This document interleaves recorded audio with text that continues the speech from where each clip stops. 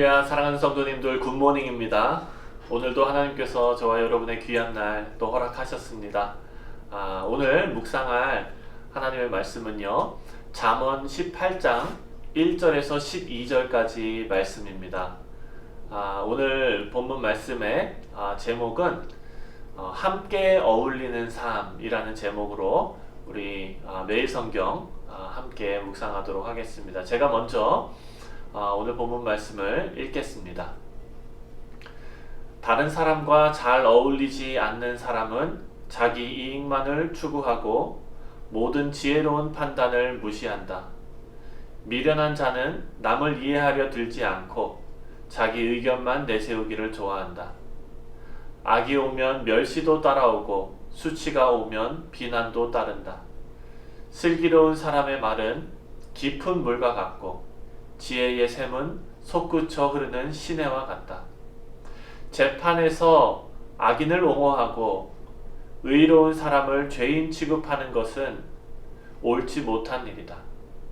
미련한 자가 다툼을 일으키는 것은 매를 자청하는 것이다. 미련한 자는 입이 그의 멸망이 되고 입술이 그 영혼의 그물이 된다. 나쁜 소문을 퍼뜨리고 다니는 사람의 말은 맛있는 음식과 같아서 사람들은 그것을 삼키기 좋아한다. 자기 일을 게을리하는 사람은 패망하는 자의 형제이다. 여호와는 견고한 망대 같아서 의로운 사람이 그에게 달려가면 안전하게 피할 수 있다. 부자들은 그들의 재산을 태산처럼 믿고 그것이 자기들을 보호해 줄 것으로 알고 있다. 사람이 망하려면 먼저 교만해지지만 존경을 받는 사람은 먼저 겸손해진다. 아멘.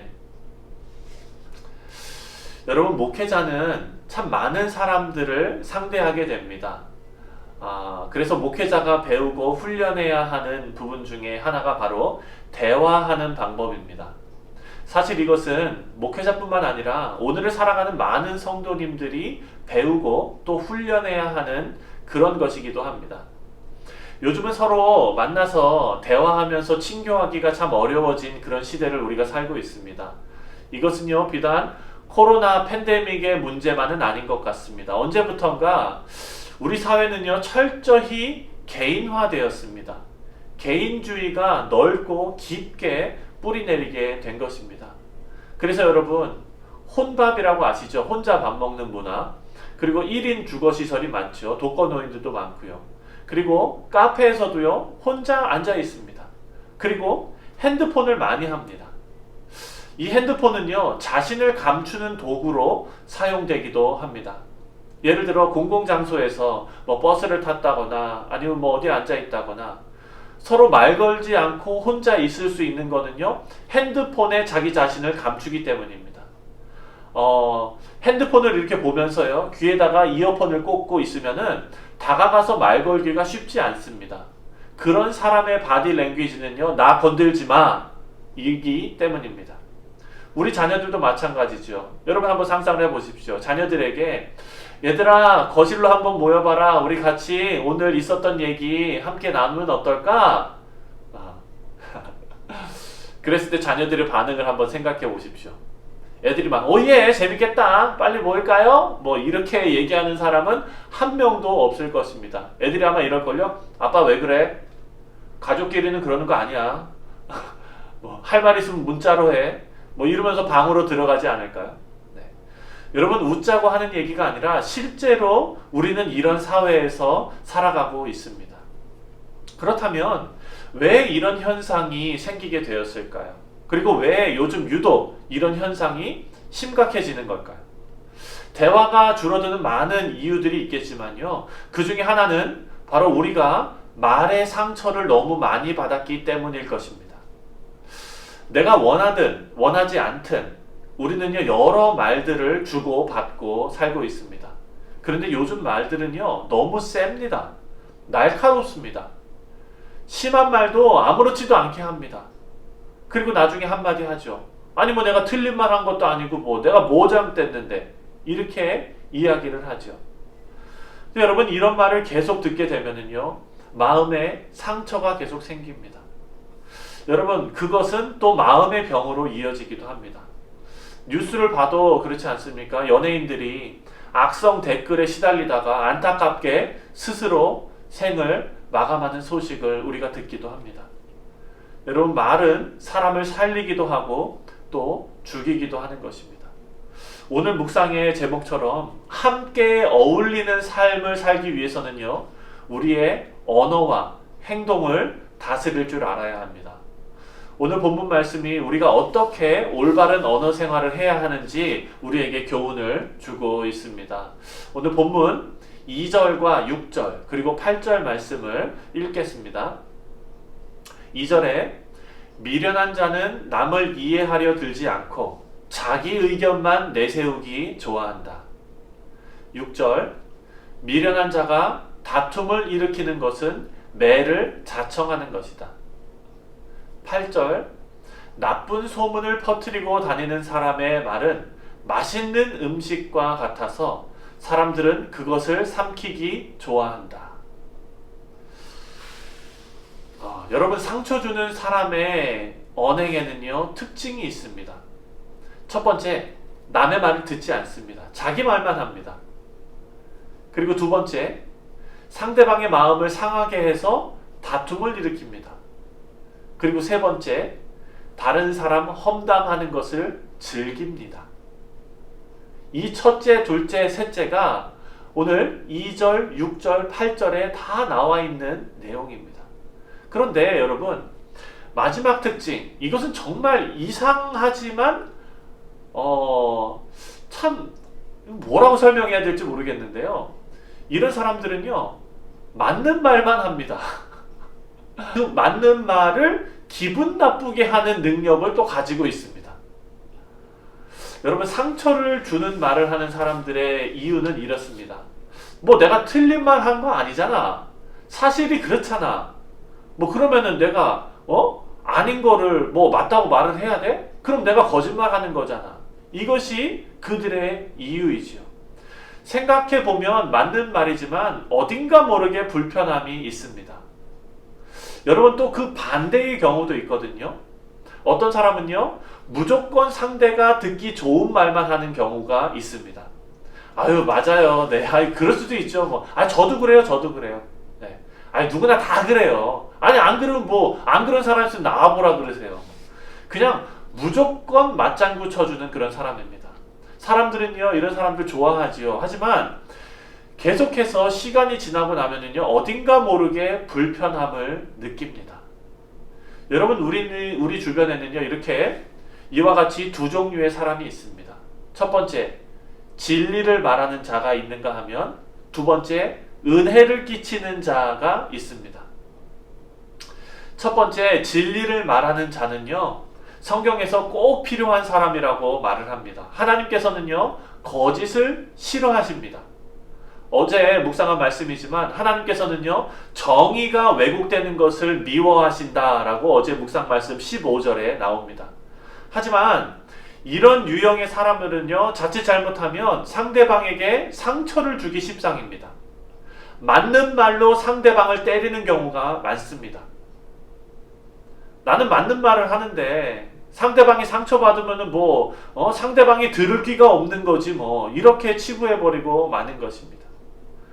이런 사람은요, 진리를 은혜롭게 말할 수 있는 훈련이 필요한 것입니다.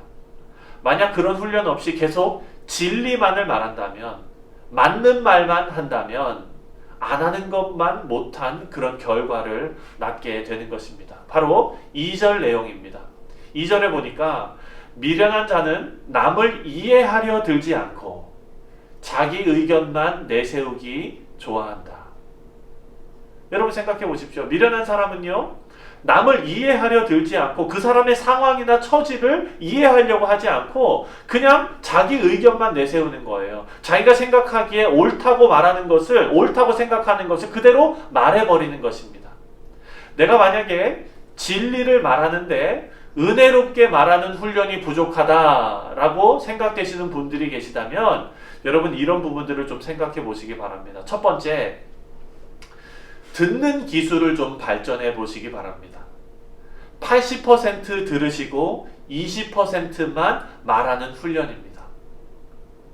그리고 두 번째, 상대방의 처지와 필요를 항상 먼저 살펴보시기를 바랍니다. 말로 사람을 바꾸지 못하거든요. 사람을 바꾸는 거는요, 말이 아니라 사랑입니다. 그리고 마지막 세 번째, 생각하게 하는 질문을 한번 연구해 보시기 바랍니다. 답답한 제자들을 향해서 예수님께서 말씀하신 내용들을 성경을 통해서 깊이 묵상하다 보면은요, 예수님은 제자들의 눈높이에서 제자들이 생각할 수 있는 질문을 많이 하셨다는 것을 우리가 볼 수가 있습니다. 만약에 내가 진리를 말하는데 은혜로 말하는 것이 부족하다면 이런 훈련을 우리가 해볼 수 있을 것입니다. 두 번째 유형으로 한번 넘어가서, 진리를 말하는 자가 있다면 은혜를 끼치는 자도 있습니다. 다만 은혜를 끼치는 자가 자칫 잘못하면요, 빠질 수 있는 함정이 있는데, 그것은 바로 진리를 말하지 못하는 것입니다. 그냥 사람만 좋은 사람입니다. 상대방에게 듣기 좋은 말만 하는 사람들. 이런 유형은 여러분, 진리를 배워야 합니다. 하나님의 말씀으로 옳고 그름이 정확하게 판단이 되는 그런 지혜가 그들에게는 있어야 됩니다. 그리고 상대방의 기분이나 그리고 그 처지에 공감하는 능력이 이런 사람들은 아주 좋아요. 그렇기 때문에 진리에 어긋나는 길로 가고 있다면 상대방이, 그렇다면 그냥 방치하는 것이 아니라 진리를 은혜롭게 제시할 수 있어야 합니다. 어렵죠, 여러분? 네. 사랑하는 성도 여러분, 오늘 본문은요, 함께 어울리는 삶을 살기 위한 그런 내용입니다. 근데 여러분, 함께 어울리는 삶을 살기 위해서는요, 대화가 필수입니다. 그리고 좋은 대화를 하기 위해서는요, 훈련이 필요하다는 것을 오늘 본문을 통해서 우리가 깨달을 수가 있습니다. 우리는 진리를 말하는 것과 은혜를 끼치는 것에 균형이 필요합니다. 사람을 일으켜 세우시는 그런 말을 하시기 위해서 노력하시고 또 훈련하신다면, 성경에서는 이런 사람들을 본문 말씀 4절에 이렇게 표현하고 있습니다. 4절입니다. 슬기로운 사람의 말은 깊은 물과 같고 지혜의 샘은 솟구쳐 흐르는 시내와 같다. 여러분, 여러분의 말이 모든 사람들이 생명을 얻을 수 있는 깊은 물이 되고 또 지혜의 샘이 되시기를 주님의 이름으로 축원합니다. 우리 모두는요, 많이 부족하지요. 하지만 우리의 부족함은 하나님께서 채우신다고 약속하십니다. 오늘 본문 10절에 보니까요, 여호와는 견고한 망대 같아서 의로운 사람이 그에게 달려가면 안전하게 피할 수 있다. 아멘. 여러분, 얼마나 위로가 되는 말씀인지 모릅니다. 우리가 우리의 부족함이 발견될 때 하나님께 달려가서 하나님의 도우심을 받아야 되는 것입니다. 오늘 하루도 하나님, 오늘 하루 저의 입술을 주장해 주셔서 비난하고 정죄하는 말이 아니라 생명을 살리고 용기를 주면서 은혜를 끼치는, 그리고 또 진리를 선포하는 그런 말을 할 수 있게 해 주시옵소서. 여러분, 이런 소망의 기도가 우리 가운데 있기를 주님의 이름으로 축원합니다. 우리 사랑하는 성도 여러분, 오늘 하루를 살아가시면서 우리의 언행, 말과 행동이 사람을 살리는 그런 말과 행동이 되시기를 주님의 이름으로 축원합니다. 우리 함께 기도하겠습니다. 사랑의 하나님, 오늘 하루도 하나님 손에 우리의 삶을 맡깁니다. 하나님, 오늘 본문 말씀을 통해서 우리에게 깨닫게 해주신 내용처럼 우리는 그리스도인으로 함께 살아가야 합니다. 하나님, 함께 살기 위해서는 우리의 언행이 올바로 서야겠습니다. 하나님, 진리를 말하는 데 치우쳐서 상대방에게 상처 주지 않게 하시고, 또한 은혜 끼치는 것에 너무 치우쳐서 진리를 말하는 것을 게을리하지 않게 하여 주옵소서. 우리에게 지혜를 주셔서 이 일을 균형 있게 할 수 있도록 하나님께서 힘주시고 능력 주시옵소서. 오늘 하루도 우리의 삶을 인도하실 하나님을 찬양하며 주 예수 그리스도의 이름으로 기도합니다. 아멘. 네, 오늘도 여러분 우리의 입술을 다스리고 또 우리의 행동을 다스려서 지혜 있는 삶을 살아가시는 저와 여러분 되시기를 주님의 이름으로 축복합니다.